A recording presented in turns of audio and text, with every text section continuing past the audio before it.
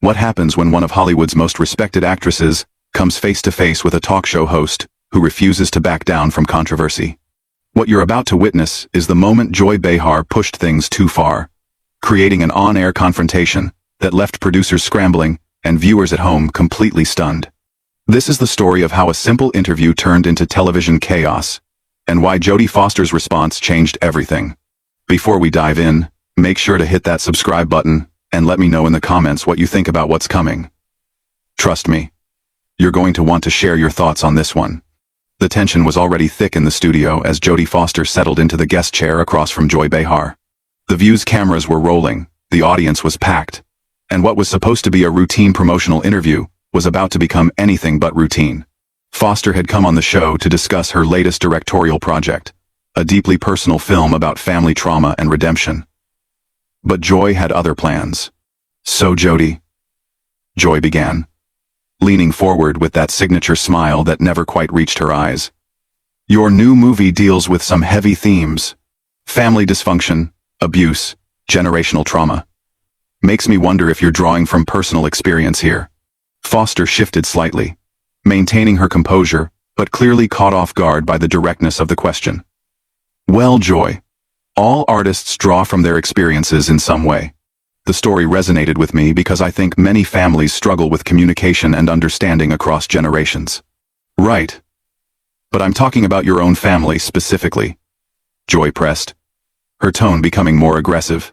"Your relationship with your mother was complicated, wasn't it? The whole thing with John Hinckley, the way your mother handled your career as a child, that had to leave some scars." The studio audience grew noticeably quieter. Even Whoopi Goldberg, sitting at the far end of the table, exchanged a concerned glance with Sarah Haynes. This wasn't the direction anyone had expected the interview to take. Foster's jaw tightened almost imperceptibly. "Joy, I appreciate your interest, but I'm here to talk about the film and the important themes it explores. The characters in this story are fictional, and while all art comes from somewhere personal, I think it's more valuable to focus on what audiences can take away from it." "Oh, come on," Joy interrupted, waving her hand dismissively. "You can't hide behind the art when you're putting your own trauma on screen for everyone to see. I mean, your mother essentially pimped you out to Hollywood when you were just a kid. That's what child stars go through, right? And then, when that obsessed fan tried to kill a president to impress you, where was she then?" The words hung in the air like a slap. The camera operators continued rolling, but you could see the uncertainty in their movements. This was live television, and things were spiraling fast. Foster's voice remained steady, but there was steel beneath it now. "Joy, I think you're confusing interview with interrogation. My mother was a single parent doing her best to support 4 children. She protected me throughout my career and helped me make choices that allowed me to grow into the person I am today." "Protected you?" Joy let out a sharp laugh. "Is that what we're calling it? Because from where I'm sitting, it looks like she threw you to the wolves and counted the money. And now you're making movies about family trauma." The connection seems pretty obvious to anyone paying attention. The other co-hosts were now visibly uncomfortable. Whoopi started to interject. "Maybe we should." "No, let me finish." Joy cut her off, turning back to Foster with renewed intensity. "I think our viewers deserve honesty. You've built this image of yourself as this private, dignified actress, but you're really just another damaged child star who's never dealt with her issues. And now you're projecting them onto your work and expecting us all to celebrate it." Foster stood up slowly, removing her microphone with deliberate calm. The studio was dead silent now. The kind of silence that makes every small sound echo. Her voice, when she spoke, was quiet, but carried to every corner of the room. "Joy, I've been in this industry for over 50 years. I've worked with directors, actors, and journalists who understand the difference between curiosity and cruelty. What you're doing right now isn't journalism. It isn't entertainment. And it certainly isn't professional." "Oh. So now I'm unprofessional?" Joy's voice rose, her face flushing red. "I'm asking the questions that everyone else is too scared to ask. That's what real journalism looks like, Jodie. Maybe you've been surrounded by yes-men for so long you've forgotten what an actual interview feels like." Foster turned to face the camera directly, her Oscar-winning composure intact despite the chaos around her.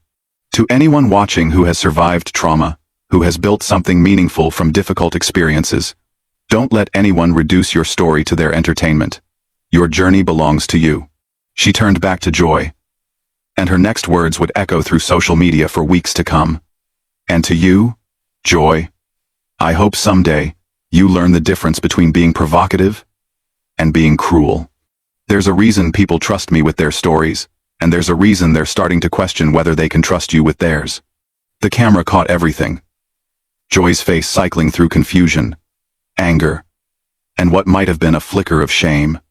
The other co-hosts sat frozen, unsure whether to intervene or let the moment play out. In the control room, producers were frantically discussing whether to cut to commercial, but the compelling nature of what was unfolding kept them glued to their seats. Joy recovered first, her media training kicking in even as her judgment seemed to abandon her completely. Trust me with their stories? Joy's voice dripped with sarcasm as she leaned back in her chair, clearly doubling down on her aggressive approach. Please. You've been hiding behind carefully crafted responses and PR speak for decades. I'm trying to have a real conversation here. But you're treating this like some kind of royal audience, where we're all supposed to bow down and ask softball questions. Foster remained standing, her hand resting on the back of her chair. The power dynamic in the room had shifted completely. What had started as a traditional host-guest setup now felt more like a courtroom, with Foster as the dignified defendant, and Joy as an overzealous prosecutor who had lost all sense of proportion. Joy, Foster said, her voice carrying a warning tone that anyone with sense would have heeded. You're confusing real conversation with public humiliation. There's a difference between asking thoughtful questions about someone's work and attempting to psychoanalyze their entire life story for entertainment value. Entertainment value? Joy shot back, her voice getting shriller. This is a talk show, Jodie. Entertainment is literally what we do here. But apparently you think you're above all that now. Too good to engage with the common people who actually watch this show and buy tickets to your movies. Whoopi finally found her voice, trying to restore some semblance of control. No, Whoopi, Joy interrupted again, her hand shooting up in a stop gesture. I think our audience deserves to see what happens when someone comes on our show and acts like they're better than us. Like their pain is somehow more sacred than anyone else's. The camera operator zoomed in on Foster's face, capturing the moment when her patience finally reached its limit. Her expression didn't change dramatically, but something shifted behind her eyes. A decision being made in real time. You want to know about pain, Joy? Foster's voice remained level, but it carried new weight. Real pain isn't something you parade around for ratings. It's not a talking point or a gotcha moment. It's the thing that shapes you quietly, teaches you empathy, makes you careful with other people's hearts. Oh, spare me the lecture. Joy rolled her eyes dramatically. You're sitting there acting all wise and wounded, but at the end of the day, you're just another actress selling a product. And that product happens to be built on your childhood trauma. Don't get mad at me for pointing out the obvious connection. Sarah Haynes shifted uncomfortably in her seat, clearly wanting to change the subject. Maybe we could talk about the technical aspects of directing. Sarah, please. Joy cut her off with barely concealed irritation. The adults are talking here. Jodie came on this show, she promoted a movie that's clearly autobiographical, and now she wants to pretend like asking about it is somehow crossing a line. That's not how this works. Foster took a step closer to the table, and her presence seemed to fill the entire studio. You're right about one thing, Joy. This isn't how it works. Professional interviews, respectful conversations, basic human decency, none of that seems to work for you. So let me try something different. The studio fell completely silent. Even the crew members who had been moving around quietly in the background stopped what they were doing. I've been coming on talk shows since I was 13 years old, Foster continued, her voice gaining strength with each word. I've answered thousands of questions about my life, my work, my choices.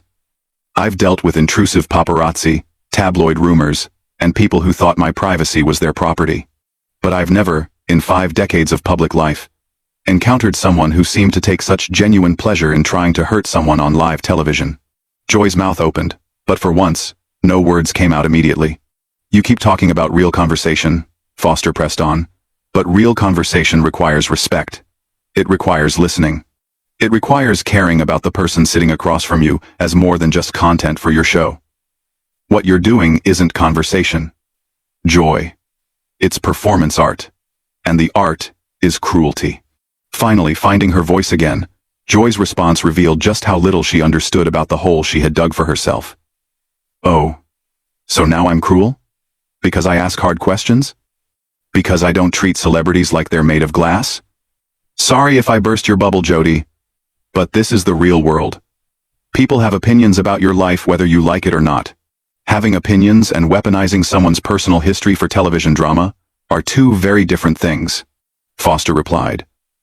And the fact that you can't see the difference explains a lot about why this show has become what it's become. The comment hit like a physical blow.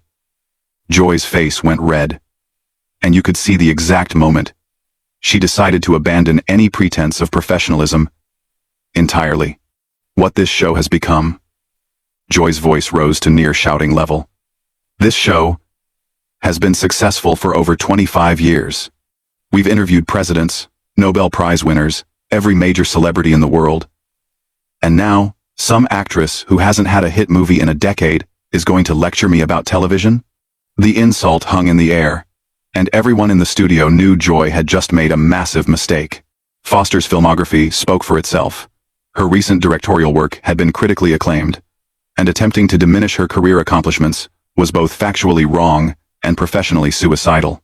Foster smiled for the first time since the interview began, but it wasn't a warm smile. You know what, Joy? You're absolutely right. I haven't had a hit movie in a decade. I've been too busy directing films that matter, working with actors who understand their craft, and building a body of work that I'm proud of. You're right that I'm not used to this kind of treatment. In my world, people show up prepared. They treat each other with basic respect. And they understand that their job is to serve the audience, not their own ego. My ego? Joy stood up now, abandoning her host chair and stepping into the open space between the table and Foster.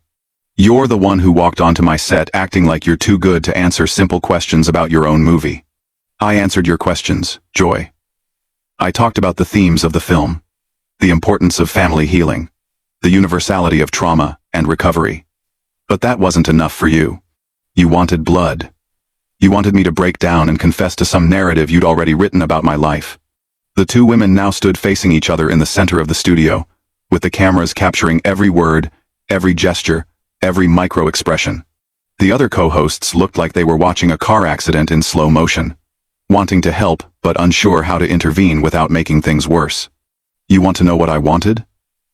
Joy's voice carried a note of desperation now, as if she was finally beginning to understand how badly this was going, but couldn't stop herself from making it worse.